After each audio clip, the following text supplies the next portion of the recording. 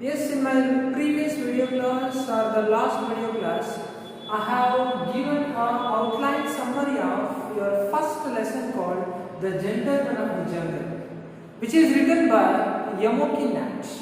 Okay, so hope dear students you have understand the plot overview of that short story.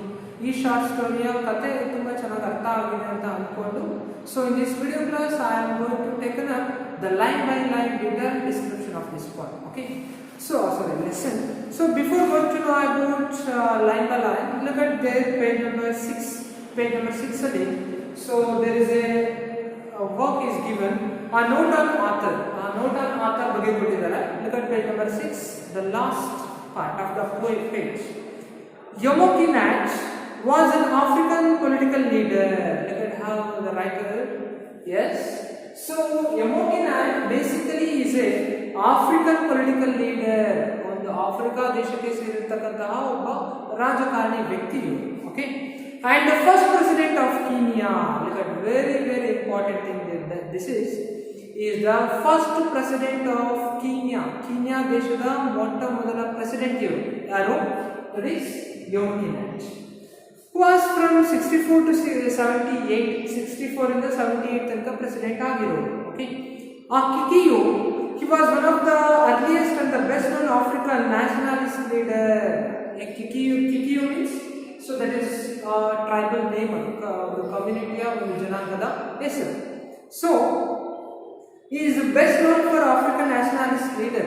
Africa ದೇಶದಲ್ಲಿದ್ದಂತಹ ರಾಷ್ಟ್ರೀಯವಾದಿ ನಾಯಕರುಗಳಲ್ಲಿ ತುಂಬಾ ಅತ್ಯುನ್ನತ ಮಟ್ಟದಲ್ಲಿ ಗುರುತಿಸಿಕೊಂಡಿರತಕ್ಕಂತಹ ಒಬ್ಬ ವ್ಯಕ್ತಿ Yamoki Natch.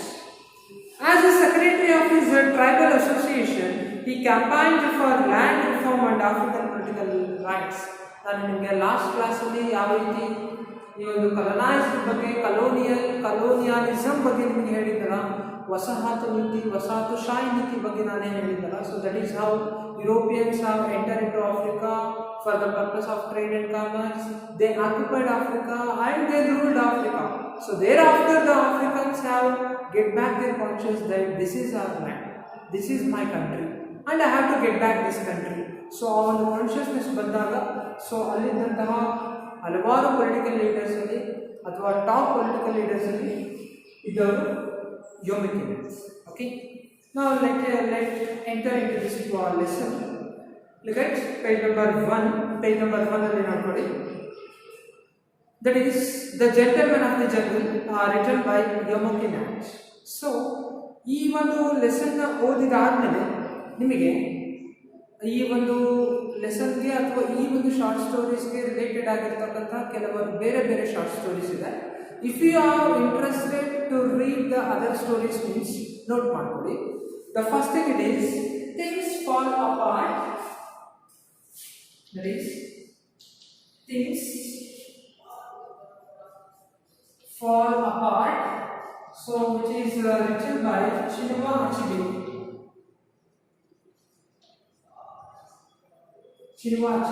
So Chinua Achebe is an African Nigerian writer. Chinua Achebe ಅವರು ಬರೆದಿರ್ತಕ್ಕಂಥ ಮತ್ತೊಂದು ನಾವೆಲ್ ಇದೆ ಅಥವಾ ಶಾರ್ಟ್ ಸ್ಟೋರಿ ಇದೆ, ಥಿಂಗ್ಸ್ ಫಾಲ್ ಅಪಾರ್ಟ್ ಅಂತ ಹೇಳ್ಬಿಟ್ಟು. ಸೊ ಈ ಒಂದು ನಮ್ಮ ಲೆಸನ್ ಅನ್ನ ಅಥವಾ ಸ್ಟೋರೀಸ್ ಅನ್ನ ಕೇಳಿದಾದ್ಮೇಲೆ ಸೊ ಹೇಗಿದ್ರು ನೀವು ಲಾಕ್ಡೌನ್ ಅಲ್ಲಿ ಮನೆಯಲ್ಲಿ ಇರೋದ್ರಿಂದ so for your best reading this is things fall apart ಅಂತಕ್ಕಂಥ ಒಂದು ನಾವೆಲ್ ಅನ್ನ ಸಜೆಸ್ಟ್ ಮಾಡ್ತಾ ಇದ್ದೀನಿ, ಓದ್ಬೋದು. Okay, so after completion of this lesson, yes, look at pre-reading activities they have given. Narrate a story from the Panchatantra where good prevails over evils. See, of course ನೀವೆಲ್ಲ class ರೂಮಲ್ಲಿ ಇದ್ದಿದ್ರೆ ಪಂಚತಂತ್ರ ಸ್ಟೋರೀಸನ್ನು ನಿಮ್ಮಿಂದಲೇ ಹೇಳಿಸ್ತಾ ಇದೆ. But unfortunately you are sitting there in your house and you are looking into your phone. So when classes opens, surely I will go with the activity. Okay, so ಅಲ್ಲಿ ಒಂದು activities ಅನ್ನ ಕೊಟ್ಟಿದ್ದಾರೆ ನೋಡಿ. Where Panchatantra where good predicts over evil, ಅಂದರೆ ಈ ಒಂದು ಒಳ್ಳೆಯದು ಅಂತ ಅಂತಕ್ಕಂಥದ್ದು ಕೆಟ್ಟದನ್ನು ಯಾವ ರೀತಿ ಹೊಡೆದಾಕುತ್ತೆ ಅನ್ನೋದ್ರ ಬಗ್ಗೆ ಹಲವಾರು ಸ್ಟೋರೀಸ್ ಕೂಡ ಇದೆ ಪಂಚತಂತ್ರದಲ್ಲಿ. ಆ ಸ್ಟೋರೀಸನ್ನು ನರೇಟ್ ಮಾಡಿ ಅಂತ ಕೇಳ್ತಾ ಇದ್ದಾರೆ. So if you remember those stories, means you can remember those stories when college opens. Surely I will give a chance to say the Panchatantra stories. Okay, yes, look at that. In the late 19th century, so this is the background. ಇದನ್ನು ಕೇವಲ ಒಂದು paragraph ಅಲ್ಲಿ ಈ lesson background ಅನ್ನು ಕೊಟ್ಟಿದ್ದಾರೆ. In the late 19th century, the chief European power divided Africa among themselves. 19th century 19ನೇ ಶತಮಾನದ ಕೊನೆಯಲ್ಲಿ ಏನಾಗುತ್ತೆ ಅಂದರೆ these European powers have occupied the Africa. ಈ ಯುರೋಪಿಯನ್ ಪವರ್ಸ್ ಏನು ಮಾಡ್ತಾರೆ ಅಂದರೆ ಆಫ್ರಿಕಾನ ಆಕ್ಯುಪೈ ಮಾಡ್ತಿರ್ತಾರೆ. ಆಫ್ರಿಕಾ ಇದು ಆಫ್ರಿಕಾ ಅನ್ಕೊಂಡ್ರೆ these Europeans have divided the Africa for themselves. So ಎಲ್ಲರೂ ಕೂಡ ಯಾರು ಆಕ್ಯುಪೈ ಮಾಡ್ಕೊಂಡ್ರು? Europeans. Europeans have occupied for themselves. They could do this because European arms were superior and because the African chiefs did not understand the meaning of treaties. They were asked to sign. Before occupying the Africa by the Europeans, these Europeans are very clever persons. They are very knowledgeable persons. But these African persons are most probably they are illiterate people. ಅಲ್ಲಿರ್ತಕ್ಕಂಥದ್ದು ಅನಕ್ಷರಸ್ಥರ ಸಂಖ್ಯೆ ಜಾಸ್ತಿ ಇರೋದ್ರಿಂದ ಏನಾಗುತ್ತೆ ಅಂದರೆ ಈ Europeans Africa ಜನಗಳಿಂದ sign ಮಾಡಿಸ್ಕೊಳ್ತಾರೆ. They sign about a treaty, ಒಂದು ಒಪ್ಪಂದದ ಪ್ರಕಾರ ಸೈನ್ ಮಾಡಿಸ್ಕೊಂಡು ಏನು ಮಾಡ್ತಾರೆ ಅಂದರೆ ವಾಮ ಮಾರ್ಗದ ಮೂಲಕ ಆಫ್ರಿಕಾವನ್ನು ತಮ್ಮ ಕಂಟ್ರೋಲ್ಗೆ ಪಡ್ಕೊಳ್ತಾರೆ. ಯಾರು? These Europeans. As A result, so ಅದರ ಪರಿಣಾಮ ಏನಾಗುತ್ತೆ ಅಂದರೆ Africans last the land they have traditionally lived on and cultivated. ಇಷ್ಟು ವರ್ಷಗಳ ಕಾಲ ಈ ಆಫ್ರಿಕಾದ ಜನ ಏನು ತಮ್ಮ ತಾಯಿ ನಾಡು ಅಂತ ಏನು ಅಂದ್ಕೊಂಡಿದ್ರಲ್ಲ ಆಫ್ರಿಕಾವನ್ನ, ಅದನ್ನು ಕಂಪ್ಲೀಟ್ ಆಗಿ ಯಾರ ಹ್ಯಾಂಡ್ ಅವರಿಗೆ ಕೊಟ್ಟಾಗಾಯ್ತೋ they have given to the hand over of Europeans. European ಜನಗಳ ಹ್ಯಾಂಡ್ ಅವರಿಗೆ ಕೊಟ್ಟಂಗಾಗುತ್ತೆ. So far they attitude towards European expansion. ಈಗ their attitude towards Europeans, Africa ಜನ ಅವರು ಯುರೋಪಿಯನ್ ಜನನ ಹೇಗೆ ನೋಡ್ತಾ ಇದ್ದಾರೆ ಅಂದರೆ ಎಕ್ಸ್ಪಾನ್ಷನ್ ಮೀನ್ಸ್ ಹರಡೋದು.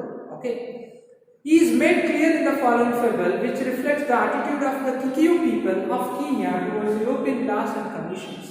ಸಿ, ಯಾವ ರೀತಿ ಈ ಯುರೋಪಿಯನ್ ಜನ ಆಫ್ರಿಕಾವನ್ನು ತಮ್ಮ ನಡುವೆ ಡಿವೈಡ್ ಮಾಡಿಕೊಂಡು ರೂಲ್ ಮಾಡೋದು ಸ್ಟಾರ್ಟ್ ಆದಾಗ, ಸೊ ಆಫ್ರಿಕಾದ ಟ್ರೆಡಿಷನ್ಸ್, ಆಫ್ರಿಕಾದ ಕಸ್ಟಮ್ಸ್, ಆಫ್ರಿಕಾದ ಕಲ್ಚರ್ ಎಲ್ಲವೂ ಕೂಡ ಏನಾಗುತ್ತೆ ಅಂದರೆ it is completely vanished by the flow of Europeans. European ಜನಗಳ ಅಥವಾ ಬ್ರಿಟಿಷರ್ಸ್ನ ಒಂದು ಫ್ಲೋ ಇಂದ ಏನಾಗುತ್ತೆ ತಮ್ಮ ಕಂಟ್ರಿನ ಕಳ್ಕೊಳ್ತಾರೆ, ತಮ್ಮ ಕಲ್ಚರನ್ನು ಕಳ್ಕೊಳ್ತಾರೆ, ತಮ್ಮ ರಿಚುವಲ್ಸನ್ನು ಕಳ್ಕೊಳ್ತಾರೆ. ಸೊ ಈ ರೀತಿಯಾಗಿರ್ತಕ್ಕಂಥದ್ದು ಒಂದು ಸ್ಮಾಲ್ ಕಾನ್ಸೆಪ್ಟು ಒಂದು ಬೇರೆ ಸ್ಟೋರಿಯ ರೂಪದಲ್ಲಿ ಎಕ್ಸ್ಪ್ಲೇನ್ ಮಾಡಿದ್ದಾರೆ. ಸೊ ಈಗ ನಿಮಗೆ ಲೆಸನ್ ಸ್ಟಾರ್ಟ್ ಆಗ್ತಾರೆ, ಕರೆಕ್ಟಾಗಿ ನೋಡ್ಕೊಳ್ತಾ ಹೋಗಿ. ಸೊ ಪೇಜ್ ನಂಬರ್ 2 ಅನ್ನು ಓಪನ್ ಮಾಡಿ. ಇನ್ ದಟ್ ಪೇಜ್ ನಂಬರ್ 2 ಲೆಸನನ್ನು ಕೇಳಬೇಕಾದ್ರೆ ಕೈಯಲ್ಲಿ ಪೆನ್ಸಿಲನ್ನು ಇಟ್ಕೊಂಡಿರಿ. ಸೊ ಇಂಪಾರ್ಟೆಂಟನ್ನು ನೋಟ್ ಮಾಡ್ಕೊಳ್ತಾ ಹೋಗಿ ನಾನು ಹೇಳ್ತೀನಿ. Okay, yes repeats. Once upon a time an elephant made a friendship with a man. ಲಿಗಟ್ ನಾನು ನಿಮಗೆ ಲಾಸ್ಟ್ ಸ್ಟೋರಿ ಹೇಳಿದಾಗ ಹೇಳಿದ್ದೆ, ಫಾರೆಸ್ಟ್ ಇತ್ತು, ಮ್ಯಾನ್ ಇದ್ದ, ಎಲಿಫೆಂಟ್ ಇತ್ತು.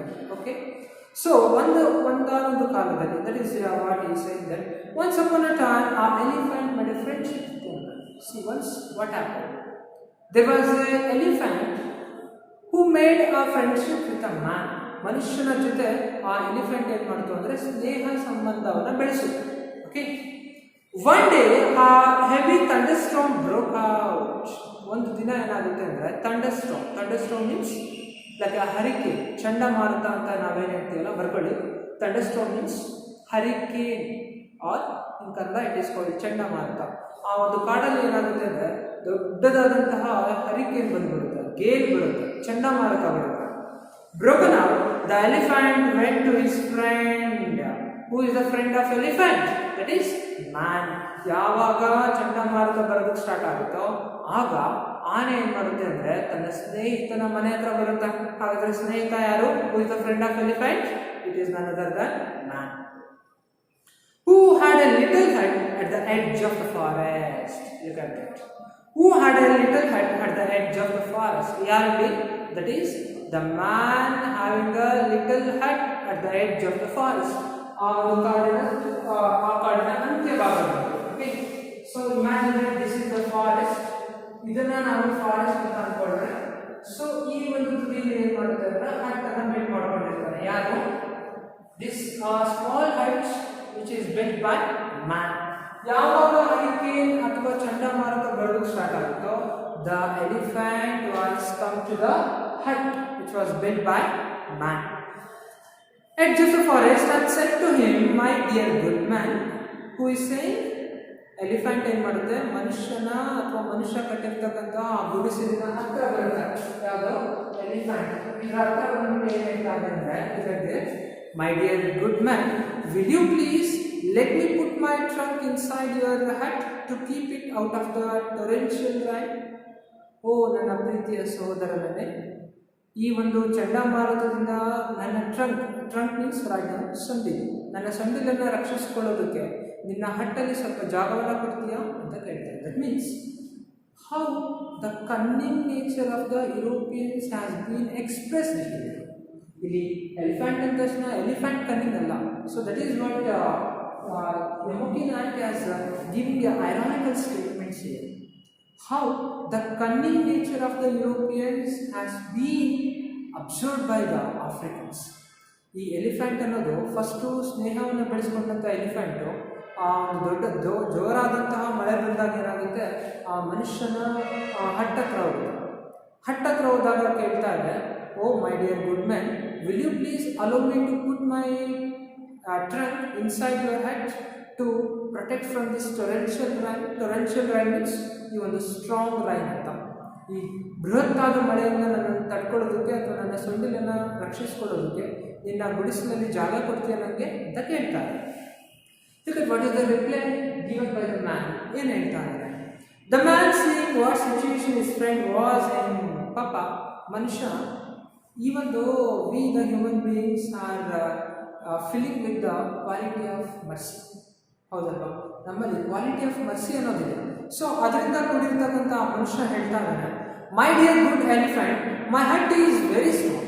ನನ್ನ ಪ್ರೀತಿಯ ಸಹೋದರನೇ, ನನ್ನ ಹಟ್ ಏನಿದೆಯಲ್ಲ, ನನ್ನ ಗುಡಿಸಲು ಏನಿದೆಯಲ್ಲ, it is very small.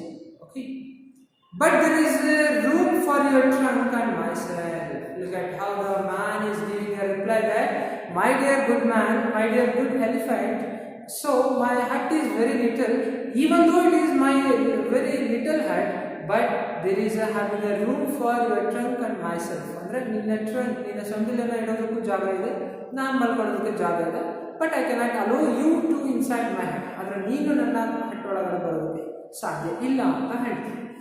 But there is a room for your trunk and myself, please put your trunk in gently. Underline ಮಾಡ್ಕೊಳ್ಳಿ, please put your trunk in gently. So last ಟೆಸ್ಟಲ್ಲಿ ನೀವು ಕೇಳಿದ್ದೀನಲ್ವಾ ಜಂಬಲ್ ಸೆಂಟೆನ್ಸಲ್ಲಿ, so that is ದಯವಿಟ್ಟು ನಿಧಾನವಾಗಿ, gently means slowly, ನಿಧಾನವಾಗಿ ನಿನ್ನ trunk ಅಥವಾ ಸೊಂಡಿಲನ್ನು ನನ್ನ ಒಂದು ಈ ರೂಮಲ್ಲಿ ಇಡು ಅಂತ ಹೇಳ್ತಾರೆ. So that the elephant thanked his friends. So finally the elephant was pleased with the help given by the man. ಮನುಷ್ಯ ಕೊಟ್ಟಿರ್ತಕ್ಕಂತಹ ಅಥವಾ ಮಾಡಿರ್ತಕ್ಕಂಥ ಸಹಾಯಕ್ಕೆ ಥ್ಯಾಂಕ್ ಯು ಹೇಳ್ತಾರೆ. So that you have done me a good deed. Deed means help. ನೀನು ನನಗೆ ತುಂಬ ದೊಡ್ಡದಾದಂತಹ ಸಹಾಯ ಮಾಡಿದೆಯಾ. And one day I shall return your kindness. ದಯವಿಟ್ಟು ಸಂದರ್ಭ ಬಂದಾಗ ಈ ಒಂದು ಹೆಲ್ಪನ್ನು ನಿಮಗೆ ರಿಟರ್ನ್ ಮಾಡ್ತೀನಿ ಅಂತ ಹೇಳಿ ಸೊ ಒಳಗಡೆ ಎಂಟ್ರಿ ಆಯಿತು. How the ಕನ್ನಿಂಗ್ nature of the Europeans has shown here. These Europeans have entered into the Africa for the purpose of trade and commerce. Understand ಮಾಡ್ಕೊಳ್ಳಿ. They have entered into the Africa for the purpose of trade and commerce. So far they have made a signature or the sign from the president of some of the local leaders. ಅಲ್ಲಿರ್ತಕ್ಕಂಥ leaders ಇಂದ sign ಮಾಡಿಸ್ಕೊಳ್ತಾರೆ. But these are the illiterate people. They put a signature and they made allow the Europeans into the Africa. How the man has invited the elephant to put his trunk inside the hut. The same thing. Okay. So that I shall return your kindness. ನಿನ್ನ ಒಂದು ಸಹಾಯವನ್ನು ನಾನು return ಮಾಡ್ತೀನಿ ಅಂತ ಹೇಳ್ತೀನಿ.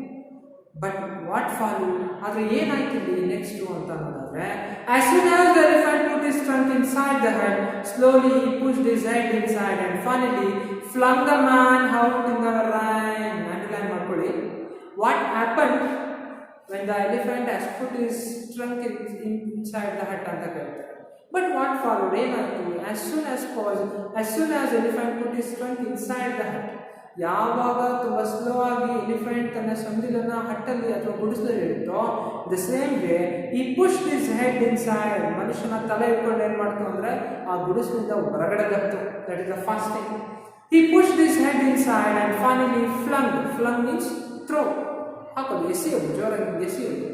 Throw the man out in the rain. ಮನುಷ್ಯನನ್ನ ಎತ್ತಿ ಸಂದಿಲಿಂದ ಎತ್ತಿ ಹೊರಗಡೆ ದತ್ತು. ಯಾರನ್ನ? The man. Who? Elephant.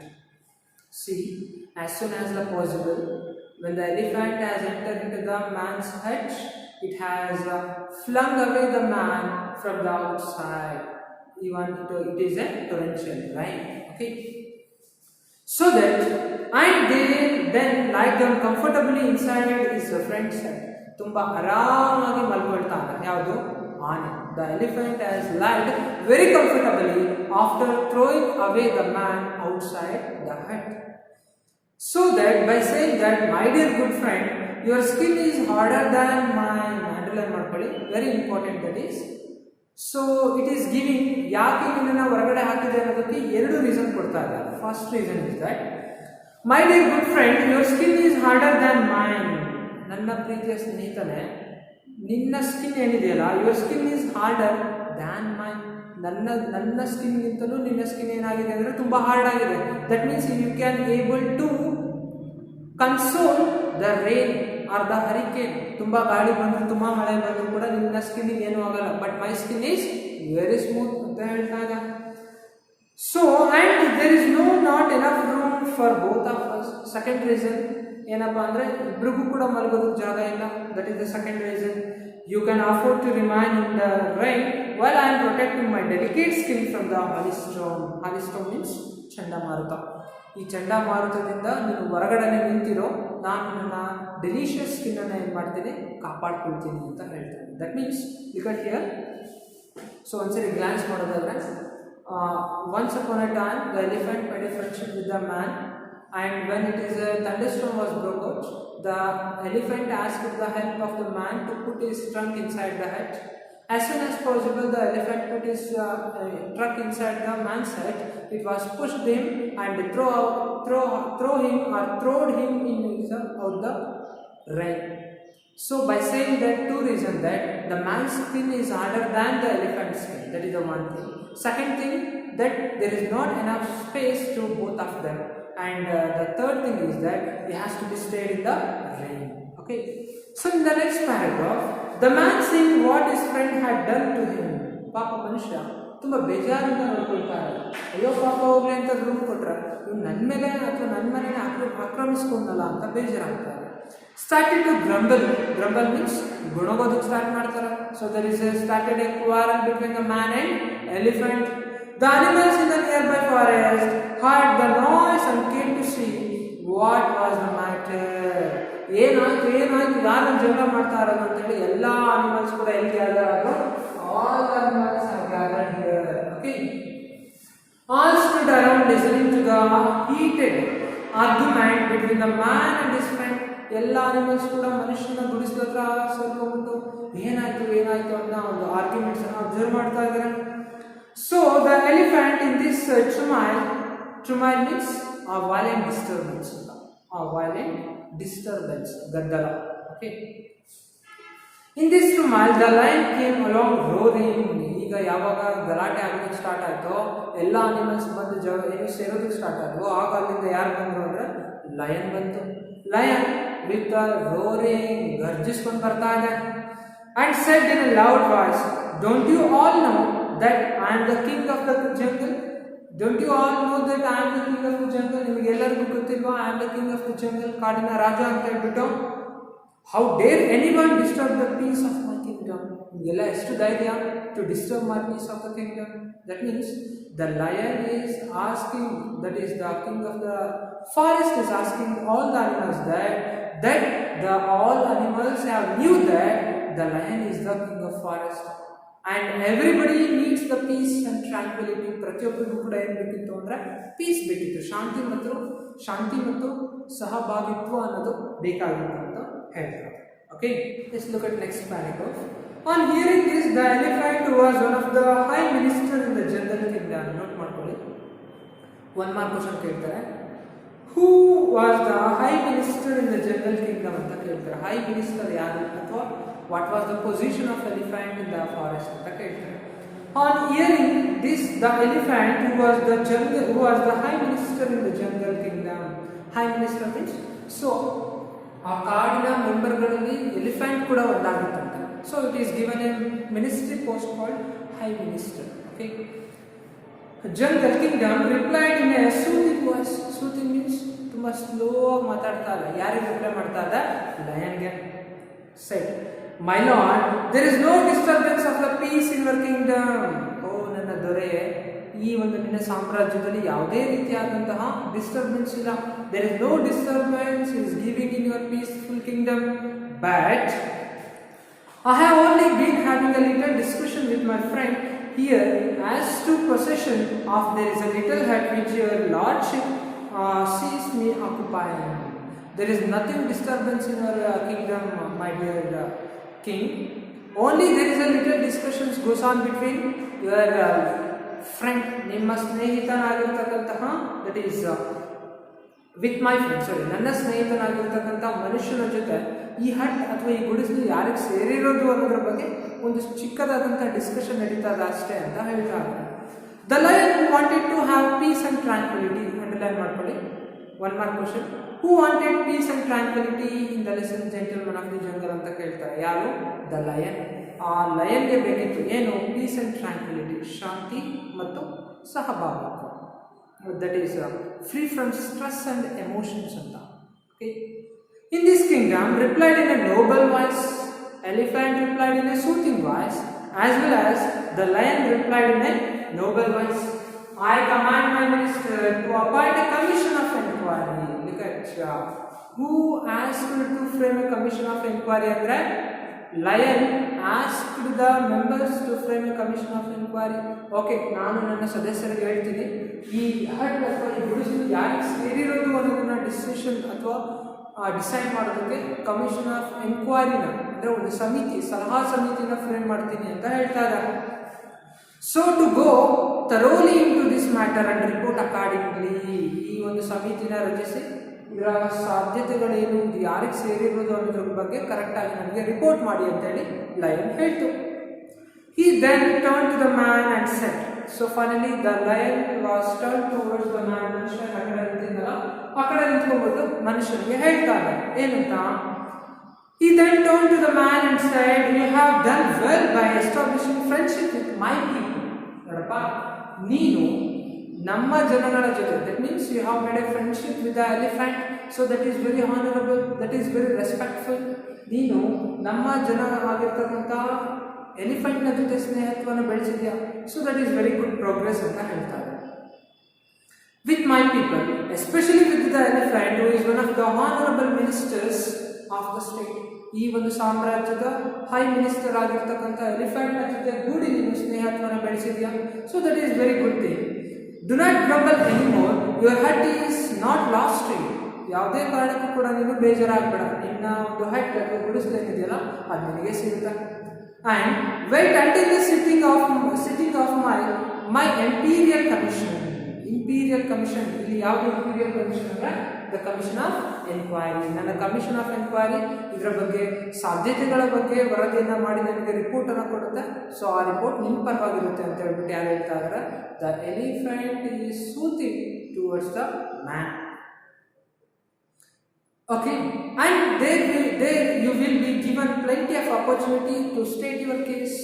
ನಿನಗೂ ಕೂಡ ನಿನ್ನ ಹಟ್ ಅನ್ನೋದಕ್ಕೆ ನಿನಗೆ ಏನೇನು ದಾಖಲೆ ಇದೆ ಅಥವಾ ನೀನು ಯಾವ ರೀತಿ ಮಾತಾಡೋದಕ್ಕೆ ನಿನಗೂ ಕೂಡ ಆಪರ್ಚುನಿಟಿ ಕೊಡ್ತೀನಿ ಅಂತ ಹೇಳ್ತಾರೆ. I am sure that you will be pleased with the finding of the commission. That means whatever the judgement is given by the commission of enquiry surely will be pleased. ಅಂದರೆ commission of enquiry ಕೊಡ್ತಕ್ಕಂತಹ judgement ಇಂದ ನಿಜಕ್ಕೂ ಕೂಡ ನಿಮಗೆ ಖುಷಿ ಆಗುತ್ತೆ ಅಂತ ಯಾರು ಹೇಳಿದ್ರು? ಲಯನ್ ಹೇಳ್ತು. The man was very pleased by these sweet words from the king of the jungle. ಮನುಷ್ಯನಿಗೆ ಏನಾಯ್ತು ಅಂದ್ರೆ ತುಂಬಾ ಖುಷಿ ಆಯ್ತು. Why the man was felt very happy means because actually the hut was belonged to whom? The hut was belonged to elephant itself. Sorry, that was belonged to the man itself. So far the man was pleased. ಯಾಕೆ ಮನುಷ್ಯನಿಗೆ ಖುಷಿ ಆಯ್ತು ಅಂದ್ರೆ ಮನುಷ್ಯನಿಗೆ ಸೇರಬೇಕಾಗಿರ್ತಕ್ಕಂತಹ ಹಟ್ಟರು ಗುಡಿಸಲು, so ನನಗೆ ಸೇರುತ್ತೆ ಅಂತ ಹೇಳ್ಬಿಟ್ಟು ಮನುಷ್ಯ ಖುಷಿ ಪಡ್ಕೊಂಡ. But and innocently waited for his opportunity in the belief that naturally that hut would be returned to him. So naturally ಮನುಷ್ಯನಿಗೆ ತುಂಬ ಖುಷಿ ಆಗುತ್ತೆ, ಆ ಖುಷಿಯಲ್ಲಿ ನನಗೆ ಸೇರುತ್ತೆ ಈ ಒಂದು ಗುಡಿಸಲು ಅಂತ ಹೇಳ್ಬಿಟ್ಟು ಮನುಷ್ಯ ಸಮಾಧಾನ ಪಡ್ಕೊಂಡ. ಸೊ ಇಲ್ಲಿಗೆ that is what I am going to stop this lesson in this video class. ಈ ವಿಡಿಯೋ ಕ್ಲಾಸ್ ಇಲ್ಲಿಗೆ ನಿಲ್ಲಿಸ್ತಾ ಇದ್ದೀನಿ. So before going to stop this video class, let I recall the whole story till now. Once upon a time, an elephant made a friendship with a man. A hailstone or the huge thunderstorm was broken out. So far, the elephant went to the man's hut, and it was requested the man to put his trunk inside the man's hut. So far, the man was given the opportunity that there is not enough space to put, or there is not enough space to both of them. So far, he asked the elephant to put his trunk inside the man's hut. As soon as the elephant who put his trunk into the man's hut, it was pushed and thrown away into the man outside. So it seems to be like a heated argument goes on between the man and the elephant. All the animals have gathered there, and the lion entered there on that spot and inquiry about their dispute.